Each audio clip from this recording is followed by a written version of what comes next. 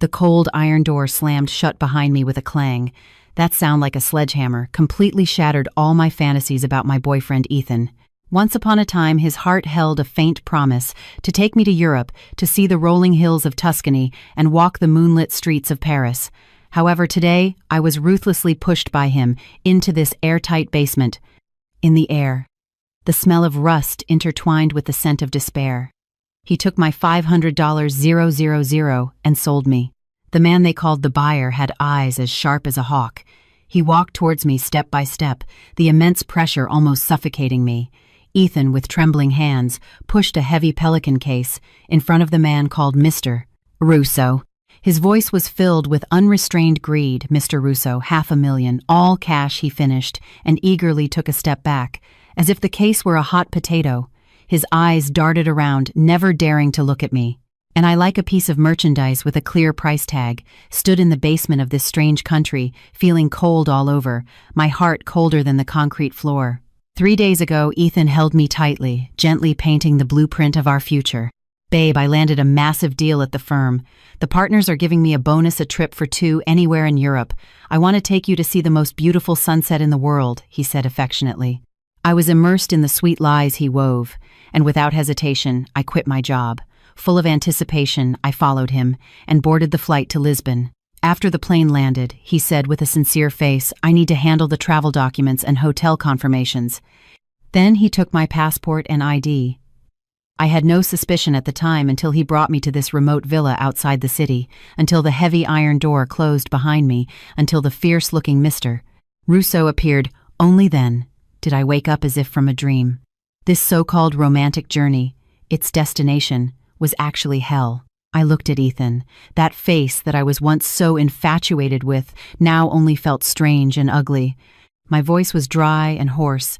I used all my strength to ask Ethan why. He finally looked up at me. His eyes held not a trace of guilt, only impatient annoyance. "Ava, don't blame me. Blame yourself for being broke and easy to fool. I need a lot of money. You can't give it to me, but someone can." His words were like a poisoned knife, stabbed fiercely into my heart. It turned out that our 3 years together, in his eyes, was just a transaction that could be cashed in at any time. Ethan nodded and bowed, his face full of a fawning smile. He said to Mr. Russo, "Mr. Russo, you've inspected the asset. I've received the payment, so I'll be on my way." Mr. Russo ignored him. Those eyes that seemed to freeze one's soul were locked on me. He was tall, dressed in a well-tailored black suit. His demeanor was calm yet dangerous. He slowly circled me, as if examining the quality of an item. That gaze made me feel a wave of humiliating trembling. My hands were bound with zip ties behind my back, and my mouth was sealed with duct tape. I could only glare at Ethan, with eyes full of hatred. This man I had loved for 3 years, and even started planning a future with, had personally pushed me into the abyss. Mr. Russo walked up to me, reached out a hand wearing a leather glove, and roughly lifted my chin. I was forced to meet his gaze, and in his deep eyes I saw indifference and coldness. It was the look of someone who regarded life as insignificant. I closed my eyes in despair, tears streamed down my face. Just then I felt the hand holding my chin suddenly stiffen. I opened my eyes in confusion and found him staring at my neck. To be precise, at the silver pendant hanging from my neck.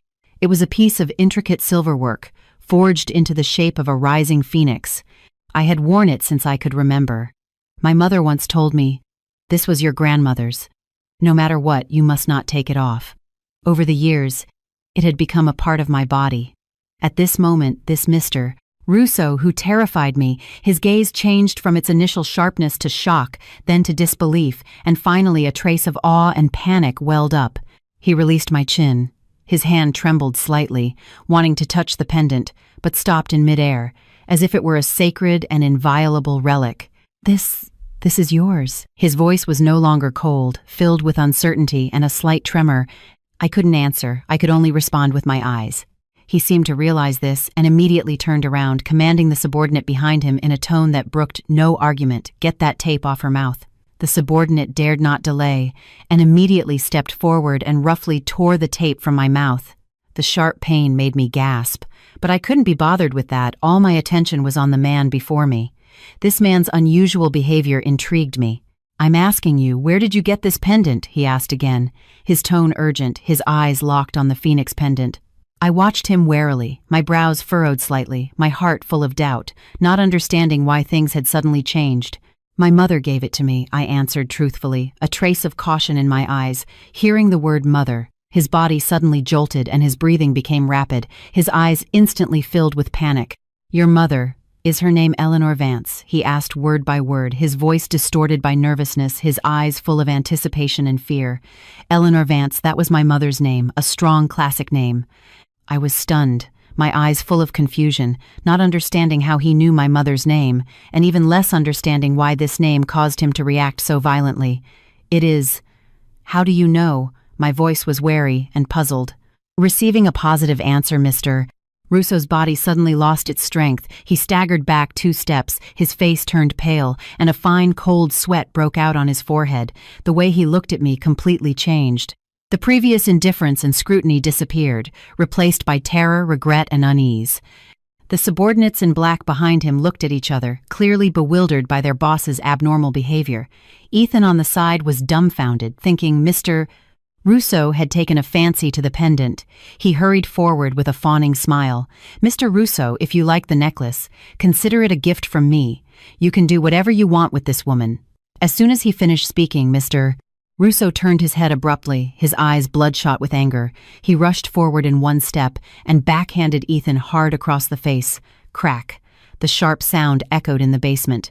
Ethan was sent spinning and fell to the ground. Half of his face quickly swelled up, blood seeping from the corner of his mouth. He clutched his face in a daze, looking at Mr. Russo in disbelief.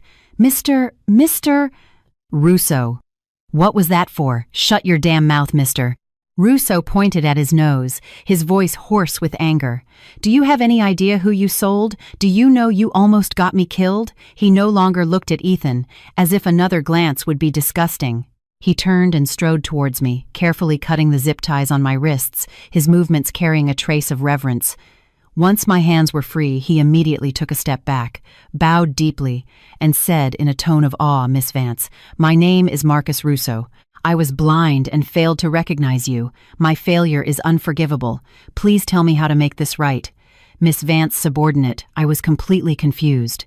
The man who wanted to buy me a second ago was now bowing before me, calling me Miss Vance. You know my mom." This was the only explanation I could think of. Russo maintained his deep bow, not daring to lift his head. "More than just know her. Ma'am is my everything. Without her, there would be no Marcus Russo today. Ma'am," he called my mother ma'am. In my memory, my mother was an ordinary and strict single mother. She ran a small import-export business and raised me on her own. She was always busy and strict with me. Our relationship was distant. How could she be the ma'am in the mouth of a man like this? All of this was beyond my comprehension. I don't understand. My mother, Miss Vance, this is not the place to talk." Russo straightened up and made a respectful gesture of invitation. "You've been through an ordeal. I will immediately arrange for you to rest in a secure location. As for this worthless piece of trash," his gaze shifted to the still dazed Ethan, his eyes once again turning cold and ruthless. "Mr. Russo, no, sir, I was wrong. I really didn't know Ethan, realizing he had messed with the wrong person, scrambled to his knees at Russo's feet, clinging to his leg and begging, "I didn't know her mother was Eleanor Vance Ava. Honey, please say something. Our 3 years together, you can't just watch me die." I looked at him coldly, my heart filled with disgust and ridicule. "Do you know my mom?" I asked again. Russo continued to bow his head slightly. "Ma'am has shown me immense kindness. I owe my very life to her." The moment he thought of selling me for money, the seeds of hatred had taken root between us. Russo respectfully turned to me, his eyes lowered, his hands clasped in front of him, and asked softly, "Miss Vance, how should we dispose of this individual?" At that moment, a sense of power I had never felt before landed heavily in my hands. I looked at Ethan. He was a mess of tears and snot, his eyes filled with terror. I took a deep breath, trying to steady my trembling voice. "I don't want to see him again." Russo understood and nodded slightly, giving a look to the subordinates behind him. 2 subordinates quickly stepped forward and dragged Ethan up like a sack of garbage.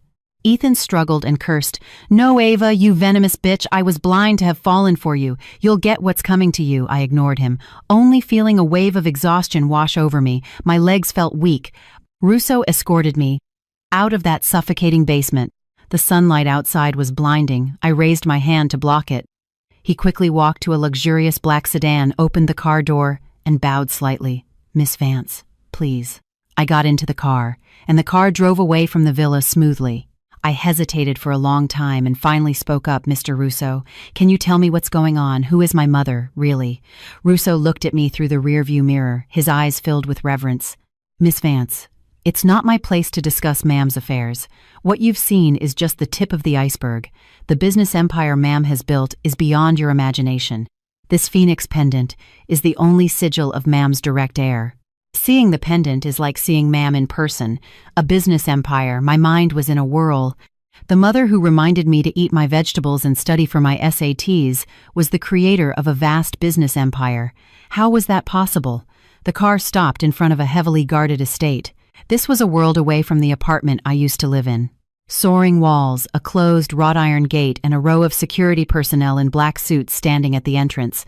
Their expressions were stern, their eyes warily scanning the surroundings.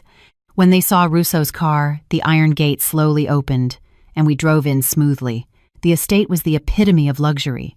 A huge fountain sprayed water in the circular driveway. The lawns were perfectly manicured, and there was a white castle-like mansion. Russo led me to an elegant guest suite. The room was large, and through the floor-to-ceiling windows I could overlook the grounds. He said respectfully, "Miss Vance, please rest first. A change of clothes has been prepared. I have already informed Ma'am of your safety. She will be here as soon as possible." I nodded, my thoughts still in chaos. After he left, I walked to the full-length mirror, looking at the pale-faced, terrified reflection of myself. I subconsciously touched the Phoenix pendant on my neck. It felt a little warm. What secret was hidden within it? What kind of person was my mother? Eleanor Vance. I took a hot shower and changed into a silk nightgown. My mood calmed down a bit. I lay in bed. The past 22 years of my life flashed through my mind like a movie. In my memory, my mother was a strong woman. She had divorced my father early on and raised me on her own. She opened an import-export company. The business was neither big nor small, enough to provide us with a comfortable life. She was always busy, often on business trips for weeks at a time. She was strict with my upbringing, with clear requirements for my studies and life. She rarely smiled at me, nor did she offer easy praise. I used to think she didn't love me, so when Ethan appeared, his care and sweet words easily captured my heart. I thought I had found a support, but I didn't expect it to be a trap. Thinking back now, there were always some unexplainable details in my life. For example, our family wasn't wealthy, but I always attended top private schools, and whenever I encountered trouble, it would always be mysteriously resolved the next day. Also, although my mother was strict, she gave me a lot of freedom, never interfering with my friendships and relationships, as if she was certain I wouldn't get hurt. Could it be that all of this was under her control? Then my being deceived and sold abroad by Ethan, did she know about that too? This thought sent a chill down my spine. Just as my mind was racing, there was a knock on the door. A maid came in and said respectfully, "Miss Vance, Ma'am has arrived. Mr. Russo asks you to come to the study. He says there are some follow-up matters regarding Ethan that he needs to report to you." The name Ethan was like a sharp needle, stabbing my nerves again. I slowly put on a coat and followed the maid to the study. Russo stood in front of a huge mahogany desk. When he saw me come in, he immediately strode forward to greet me, "Miss Vance." He handed over a tablet. "This is the preliminary investigation result on Ethan Wright." I took the tablet, and Ethan's detailed information was displayed on the screen, far more detailed than what I knew. It turned out he was not a top university graduate. His degree from Columbia was forged. He was also not a project manager at a hedge fund, but a complete fraud. His approaching me was a carefully planned scam from the very beginning. Behind him, there was a syndicate specializing in pig-butchering romance scams. And his so-called dying ex-girlfriend was not seriously ill at all. He had incurred a huge gambling debt, and she was being held by his creditors. The $500,000 I was sold for was to pay them back. At the end of the file was a video. The background of the video looked like that cold basement. Ethan was tied to a chair, his face full of terror. He begged and pleaded and revealed everything. It turned out it was his creditor's idea to have him find a girl from a simple family and trick her into being sold abroad, and I became the perfect target. I watched his ugly face in the video, and my stomach churned. I turned off the video and handed the tablet back to Russo. "Where is he now?" I asked coldly. A cold glint flashed in Russo's eyes. He said calmly, "As you instructed, you don't want to see him again. I have had my men take care of it. I guarantee he will disappear from this world completely. No one will know he ever existed." He spoke casually, but it sent a shiver down my spine. Is this my mother's world? A single sentence can decide a person's life or death. Although I hated Ethan to the bone, hearing that he might be dead, a complicated emotion still welled up in my heart. "Miss Vance, do you think this is too merciful?" Russo misunderstood my silence. "If you are not satisfied, I have 100 ways to make him regret ever being born." No need," I shook my head. "Let it be. I don't want to become a bloodthirsty person." But I knew clearly, from this moment on, the innocent and romantic Ava Miller of the past was dead. Ethan killed her, and this strange world full of power and danger also killed her. Russo looked at me, with a hint of approval in his eyes. "Miss Vance, you are very much like Ma'am, as decisive and as merciful." Like my mother, I gave a bitter smile. If she were truly merciful, how could she have built an empire that Russo was loyal to? I waited at the estate for 2 days. During these 2 days, Russo took meticulous care of me. My food, clothing, and accommodation were all of the highest standard. He thought to use this way to make up for his previous mistake. He also revealed some things about my mother in bits and pieces. It turned out my mother, Eleanor Vance, was not the owner of a small import-export company. Her true identity was the head of Vance Industries, a vast multinational conglomerate. The group's business spanned the globe, involving finance, technology, energy, and many other fields, many of which operated in the gray areas of the law. And Marcus Russo was the highest person in charge of the group's European operations. He said my mother had built her empire from scratch in her youth. The process was bloody and full of storms, and she had made countless enemies. Therefore, she had taken strict protective measures. For me, her only daughter, "Ma'am always hoped that you could live a simple and happy life like an ordinary girl, away from disputes and dangers," Russo sighed. "So she hid everything and deliberately distanced herself from you for fear that you would have any connection with this world. I didn't expect you to still get hurt." His words solved the mystery that had been in my heart for years. I always thought my mother didn't love me. It turned out she was protecting me in a way I didn't understand. My heart was filled with mixed feelings. There was gratitude, sorrow, and also resentment. Why didn't she tell me sooner? If I had known earlier, perhaps I wouldn't have been deceived by Ethan's facade. On the afternoon of the 3rd day, a huge roar came from the sky above the estate. I walked to the floor-to-ceiling window and saw a black helicopter slowly landing on the central helipad of the estate. Russo's expression turned serious. He said to me, "Miss Vance, it's Ma'am." My heart leaped into my throat. I didn't know what kind of mood. To have to face this mother who was both familiar and strange, nervousness, anticipation, and a trace of indescribable fear intertwined in my heart. The helicopter's propeller slowed, whipping up a huge airflow. The grass clippings on the lawn were blown everywhere. The cabin door opened, and a figure in a black trench coat slowly walked down from the plane. She wore large sunglasses, covering half of her face. Even from a distance, that powerful aura made me feel a sense of suffocation. She didn't come alone. Behind her were 2 rows of bodyguards in black suits. Their presence was intimidating. She took off her sunglasses, and the face I had been familiar with for 22 years was revealed. Still beautiful and cold, but at this moment there was no expression on her face. Her eyes were as sharp as a knife, as if they could pierce a person's heart. This was my mother, Eleanor Vance. She was no longer the ordinary mother in my memory who would cook for me and scold me for a bad grade. She was like a queen who had descended upon the world. Every step was steady and powerful. Everyone bowed their heads to her, and Russo was no exception. She walked up to Russo and paused for a moment, giving him a cold glance. Just that one glance made Russo, who held sway in the European underworld, instantly break out in a cold sweat, and his bow became even lower. "Ma'am, Russo stammered. "Dereliction of duty," Eleanor uttered 3 words. Her voice was not loud, but it carried the weight of 1,000 pounds. Russo's body trembled, and he dared not say another word. Then her gaze turned to me. That scrutinizing and strange look made me feel like a prisoner awaiting their verdict. "Follow me." She dropped those words and walked straight towards the main house. I hesitated for a moment, but still followed. We walked one after the other down the long corridor.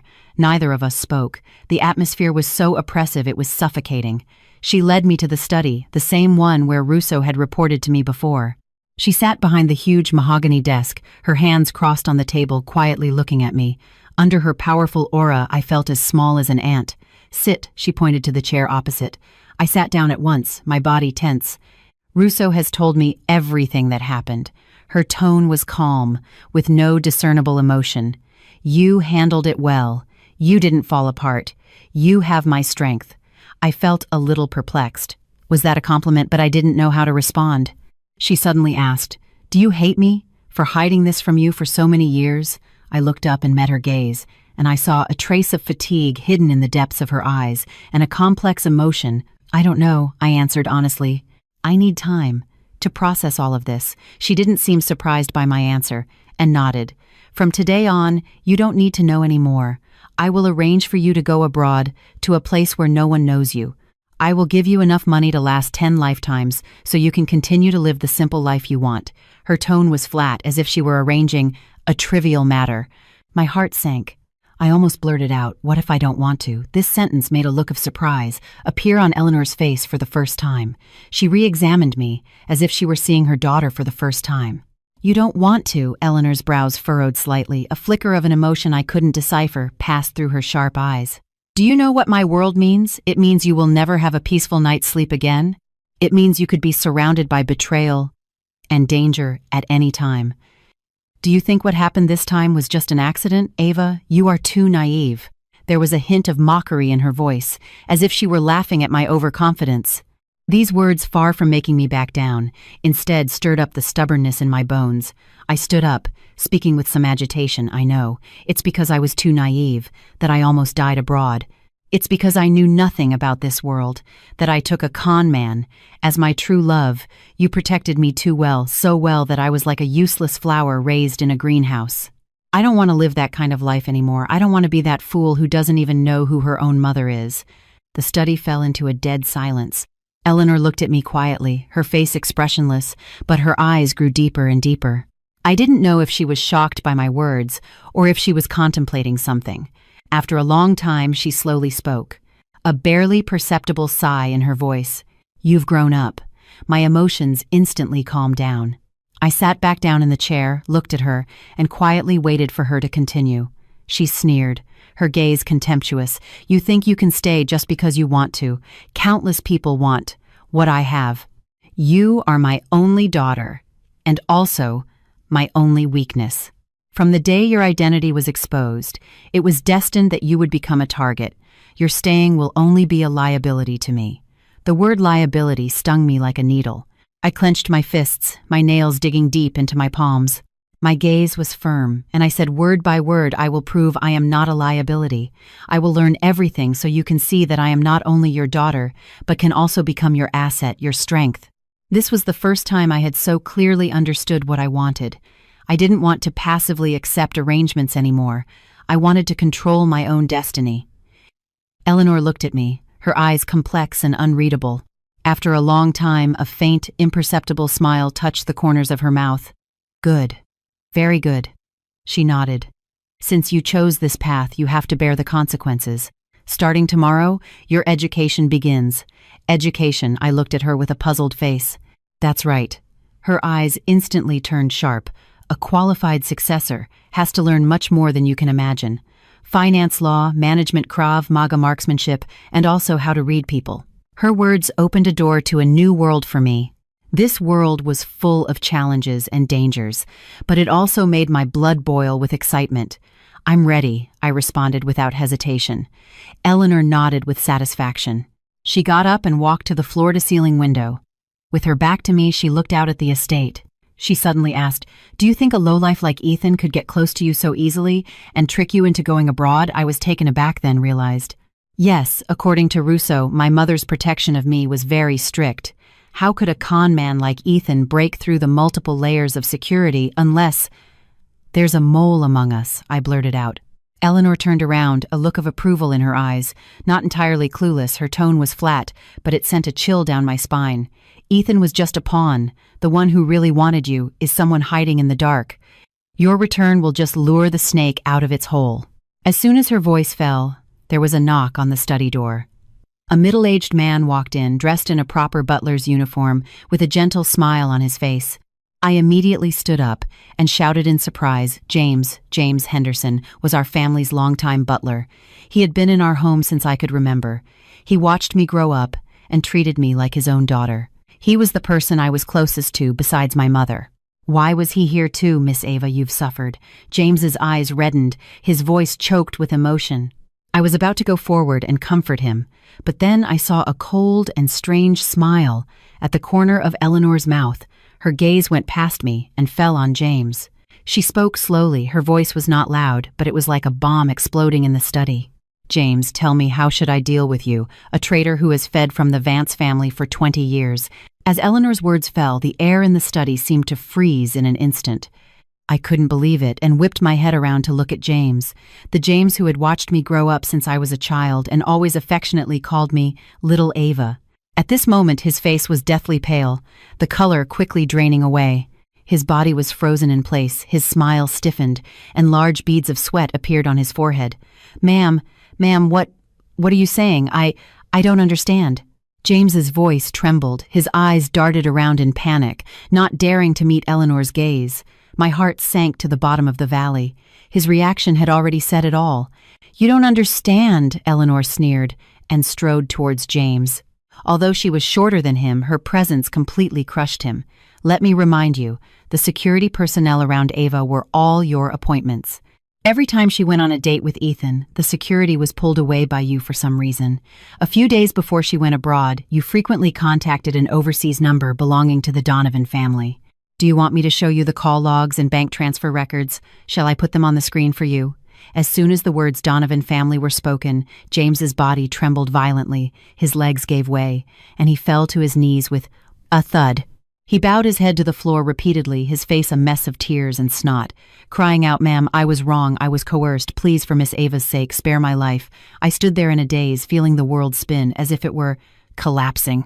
Ethan's betrayal had shown me the hypocrisy of love, and James's betrayal completely overturned the 20 years of genuine affection I had known. He was the elder I trusted the most. I had always respected him. I couldn't accept that the James who had once snuck me cookies and comforted me when my mother scolded me had turned out to be the mole who wanted me dead. My voice trembled with emotion. I stepped forward and questioned him. "Why did you do this? My mother has treated you like family." James raised his face, which was covered in tears and fear, his eyes full of guilt and remorse. He cried, "Miss Ava, I'm sorry I've wronged you. It was the Donovans.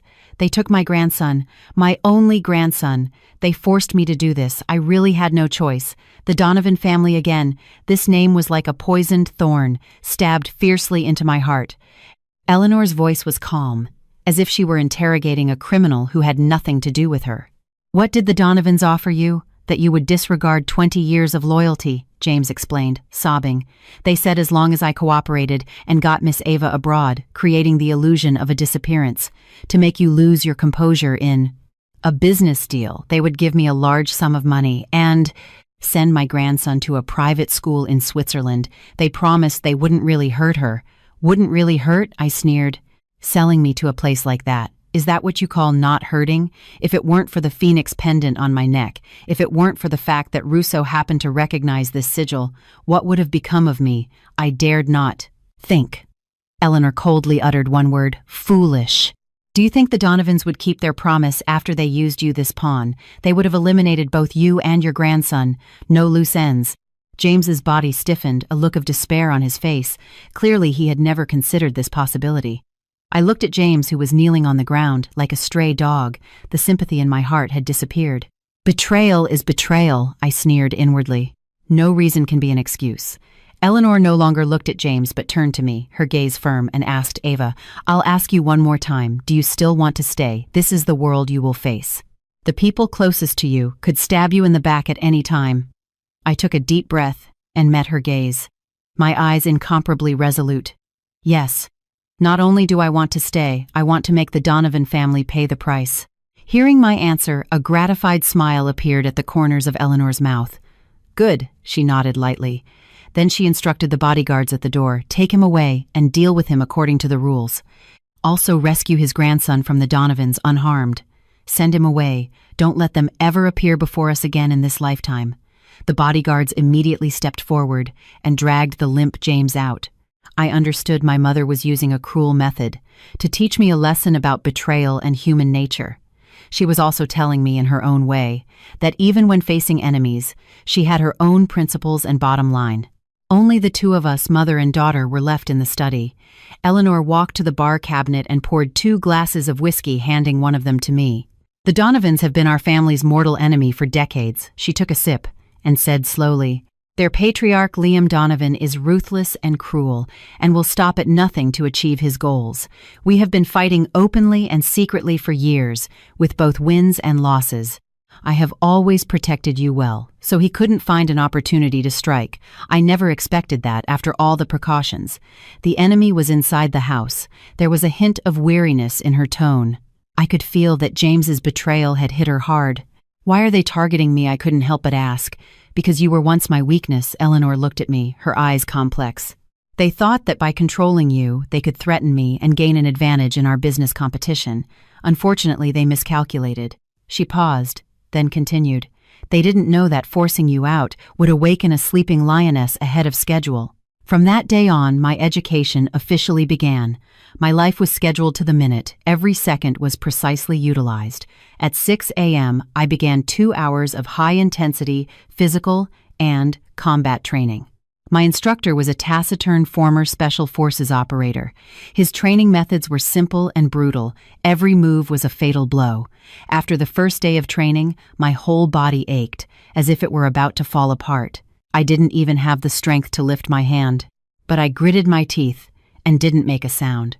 The morning was for 4 hours of business classes. Eleanor had hired the world's top financial analysts, lawyers, and corporate management consultants to teach me in rotation. They broke down and explained the decades-long development history of Vance Industries and countless classic business cases. A flood of information poured into my brain, making me dizzy. It was only then that I understood that the business empire my mother spoke of was so vast and complex. The afternoon was for learning skills such as marksmanship, defensive driving, and intelligence analysis. In the evening, Eleanor would personally check my learning progress for the day and would also ask all sorts of tricky questions. She was a stricter examiner than any teacher, and no detail could escape her eyes. Days passed one by one, and I, like a sponge, frantically absorbed knowledge that I had never been exposed to. In the past 22 years, the physical fatigue and mental stress were immense, but I felt an unprecedented sense of fulfillment. I could clearly feel myself growing and transforming at a rapid pace. The once naive and weak Ava Miller was being replaced by a stronger, more resilient soul. That evening, after I finished my classes, I dragged my exhausted body back to my room. Just as I was about to rest, Russo suddenly knocked on my door. Miss Vance. His expression was solemn. "There's movement from the Donovans." My heart tightened. What did they do? They seem to have found out about James's disappearance, and also guessed that you have returned safely. This afternoon we detected an unusually large-scale movement of the Donovan family's funds. At the same time, several of their security firms have also begun to frequently gather manpower. Russo handed me a file. According to intelligence analysis, they are very likely planning a major operation, and the target is very likely to be you. I took the file and quickly scanned it. It contained an analysis of the Donovans' recent movements and several possible attack plans they might take. I stared at the cold data and text on the document, but instead of feeling any fear, I felt a strange sense of excitement. This was like a test, a final exam of what I had learned during this period. Just then, my phone rang, breaking the silence. It was an unfamiliar number. I hesitated for a moment and pressed the answer button. A voice came from the other end of the line, once so familiar, but now it filled me with a sense of dread. "Ava, it's me." "It's Chloe, my best friend from college. Before I went abroad, I had even had dinner with her, telling her that I was going to Europe with Ethan." Why did she suddenly call me from an unfamiliar number? "Chloe, what's wrong? You don't sound right." I keenly heard the sob and fear in her voice. Ava, help me, they took me, they said they're from the Donovan family. They said they want you to come alone to the abandoned warehouse by the waterfront. Otherwise they'll kill me. There was a burst of noise on the phone, and then the call was cut off. My head buzzed and went blank. The Donovans, they had actually gone after the people around me. They knew Chloe was my best friend, so they caught her to threaten me. Miss Vance, what's wrong? Russo saw my face change and quickly asked. I told him what had happened. Russo's face instantly darkened. This is a trap. Miss Vance, you must not go. They just want to lure you out. I have sent people to investigate.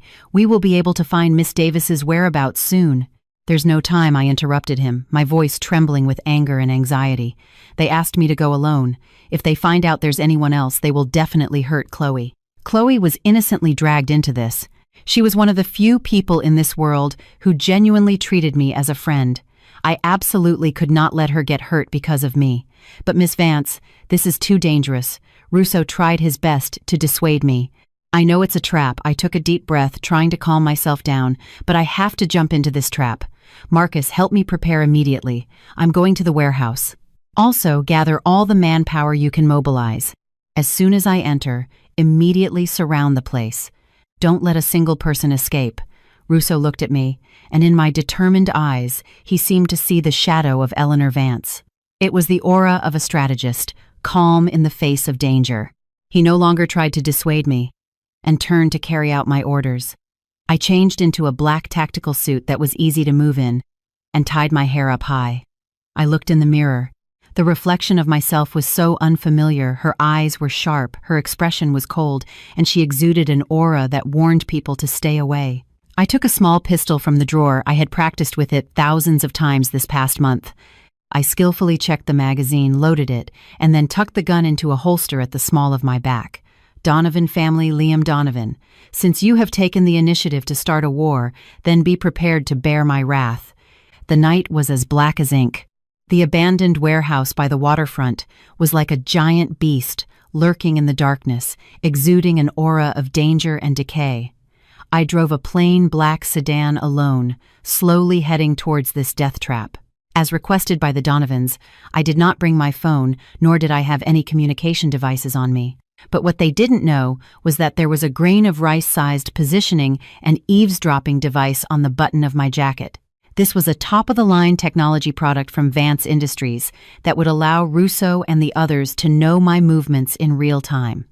The car stopped in front of the warehouse. Two burly men came forward and roughly dragged me out of the car and searched me. They confiscated my car keys, and after confirming that I had nothing else on me, they pushed me into the warehouse. The warehouse was empty and dilapidated, the air filled with the smell of salt water and dust.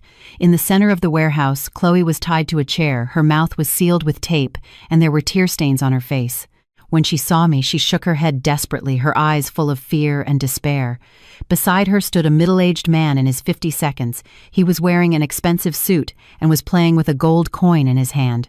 A cold smile hung on his face. Although it was our first time meeting, I immediately guessed his identity. The head of the Donovan family, Liam Donovan. Besides him, there were also a dozen or so henchmen with weapons, surrounding the place. Eleanor Vance's daughter really has some guts. You really dared to come alone. Liam saw me, and spoke slowly, his voice hoarse and unpleasant. I ignored his sarcastic gaze and looked at Chloe and said coldly, "Let her go. This has nothing to do with her." "Let her go." Liam laughed as if he had heard a great joke. He crossed his arms, the corners of his mouth turned up, his face full of disdain. "What right do you have to negotiate with me now? You are my prisoner." With that, he waved his hand, and two big men immediately came forward and grabbed me from the left and right. I tried to use my mother's name to intimidate him, and raised my voice. "My mother will soon find out I'm missing. Then none of you will be able to escape." "Ha ha ha," Liam threw his head back and laughed, his eyes full of arrogance. "You think I'm afraid of that bitch Eleanor I caught you today, to let her taste the pain of losing her daughter? I want her to know. What happens when you cross me, Liam Donovan?" His eyes were venomous and crazed, his hands clenched into fists, his knuckles turning white. It was she who ruined my family back then. Today I will make her pay in blood. It turned out there was such a deep hatred between them. A thought flashed through my mind, and I suddenly remembered a case from a business class. More than 10 years ago, during the early expansion of Vance Industries, they had used ruthless methods to crush a rising family business in a hostile takeover. The head of the company eventually went bankrupt and took his own life. Could that family be the Donovans? As I was thinking, Liam had already walked up to me. He reached out to pinch my face. "You are indeed quite a beauty, just like your mother, a viper in silk." His words were full of insult. My eyes turned cold. Just as his hand was about to touch me, I suddenly turned sideways and slammed my elbow into the ribs of the man behind me. The man grunted in pain, and the grip on his hand loosened. I seized the opportunity, ducked my body, and broke free from the other man's restraint, and smoothly drew the pistol from my back. The movements were as fluid as water and as fast as lightning. By the time they reacted, the dark muzzle of the gun was already pressed against Liam Donovan's temple. I shouted, "Nobody move, or I'll shoot him." The surrounding thugs were stunned, not expecting this seemingly weak girl to be carrying a gun and to be so skilled.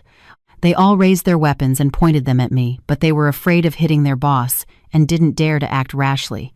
Liam's face changed, clearly not expecting this turn of events. But he quickly calmed down, spread his hands, and said provocatively, "Little girl, you think you can walk out of here with just a gun? Go ahead and shoot. Even if you shoot me, you won't leave here alive." I held the gun steady, my voice firm.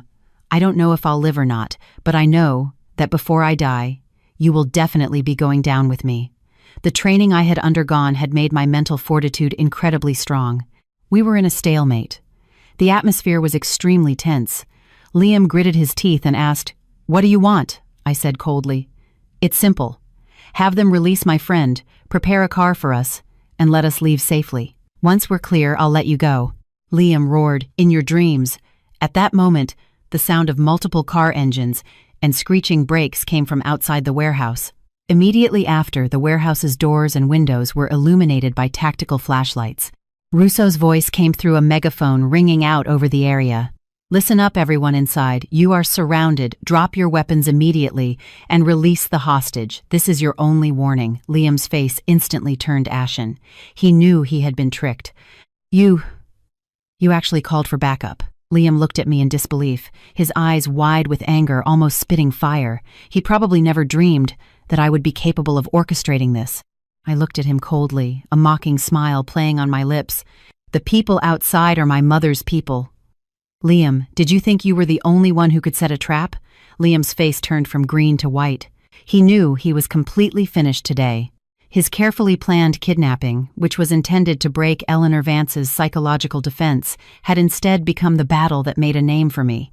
Outside the warehouse, Russo's men began their assault. The sound of flashbangs and ramming doors was incessant. Liam's men were in disarray, their morale collapsing. They were just a disorganized mob to begin with, and they were no match for the well-equipped and well-trained security forces of Vance Industries. I pressed the gun to Liam's head and said word by word, "Liam, you have already lost. Tell your men to release my friend, otherwise we all die together today." I glared at him, pressing the gun against Liam's temple, my finger tight on the trigger, my breathing growing heavier, my knuckles turning white. Under the threat of death, the madness in Liam's eyes gradually faded, replaced by a trace of fear. No matter how ruthless he was still a person who was afraid of death. Let her go. He managed to squeeze out a few words from between his teeth, his voice trembling slightly. His men didn't dare to delay and immediately went forward and untied the ropes on Chloe and tore the tape from her mouth. "Ava." As soon as Chloe was free, she ran towards me crying. Her steps were staggering, her body still trembling. I protected her with one hand, my other hand still holding the gun tightly against Liam's head. "Don't be afraid, I'll get you out," I comforted her softly, my voice calm and firm. Just then, with a loud bang, the warehouse's main gate was rammed open by an armored truck. Russo led a team of fully armed men and rushed in. Seeing the scene inside the warehouse, everyone was stunned. They probably didn't expect that I would have single-handedly taken control of the entire situation. After a brief moment of shock, Russo immediately reacted. "Secure the scene."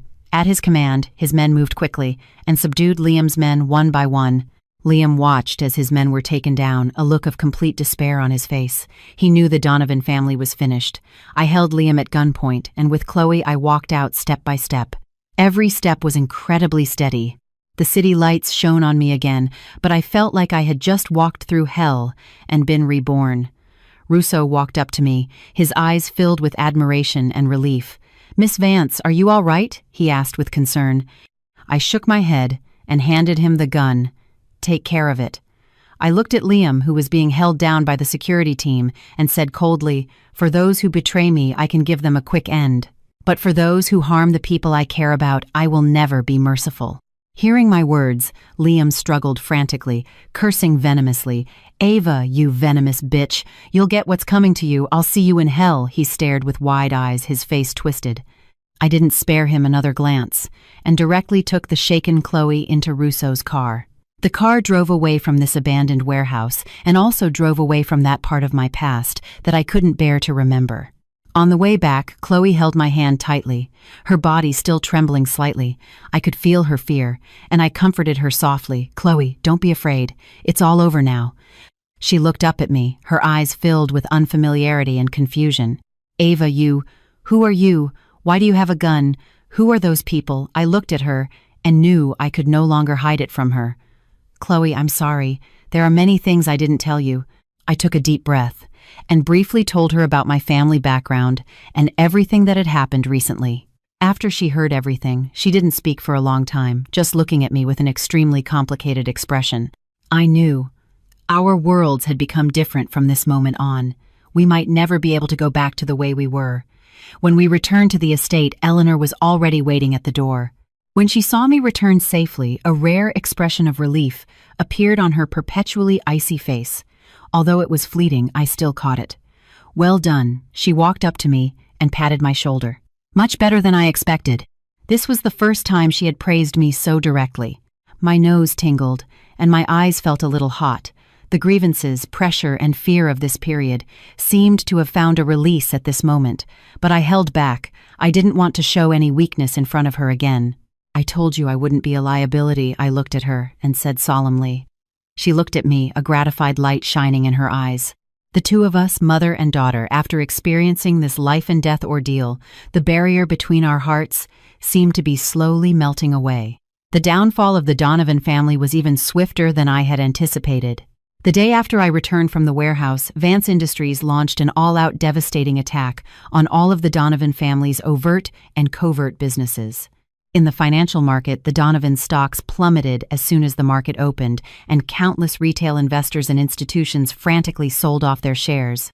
In business, all of the Donovan family's partners announced the termination of their cooperation overnight, and their businesses that operated in the gray areas were uprooted by a mysterious force. In just 3 short days, the once dominant Donovan family declared bankruptcy and completely withdrew from the stage of history. And Liam Donovan, along with his core subordinates, also disappeared from this world forever. This was the power of Eleanor Vance Thunderous, and leaving no loose ends. After this storm, my life also underwent a tremendous change. Eleanor no longer treated me as a greenhouse flower that needed protection, but began to truly cultivate me as her successor. She started taking me to high-level board meetings and let me participate in core project decisions. "Look here," she taught me personally, her finger lightly touching a data report. "When analyzing financials, you must grasp the key performance indicators," she said, circling the key points with a pen.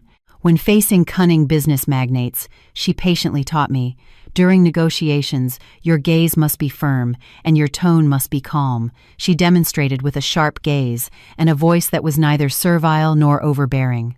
Balancing the interests of all parties is like walking a tightrope. You must have perfect control. Her expression was serious, her hands making a balancing motion. I was like refined iron thrown into a furnace, forged by her 1,000 times, becoming increasingly tough and sharp. I was no longer the love-struck fool deceived by a man's sweet words, nor was I the weak girl who panicked in the face of danger. I learned to think calmly and solve problems decisively.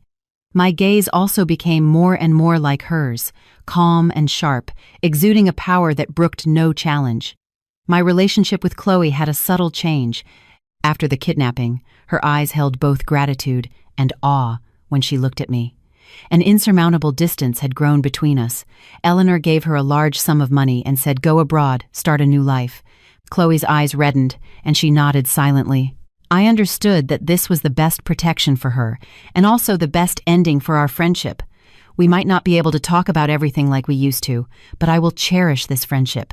A year later, at the Vance Industries annual shareholders meeting, Eleanor stood on the stage, her gaze sweeping across the audience, and solemnly announced, "I declare Ava Vance will be the sole heir to the corporation and will serve as executive vice president from this day forward." I walked onto the podium. Thousands of pairs of eyes in the audience were fixed on me, but I felt no trace of nervousness. I looked at my mother in the front row. She was looking at me with a proud and gratified gaze. We smiled at each other. No words were needed. I picked up the microphone. My voice was steady and powerful. "I will guard this empire with my mother. From this moment on, I will fight alongside my mother to protect the empire she built. My story has just begun.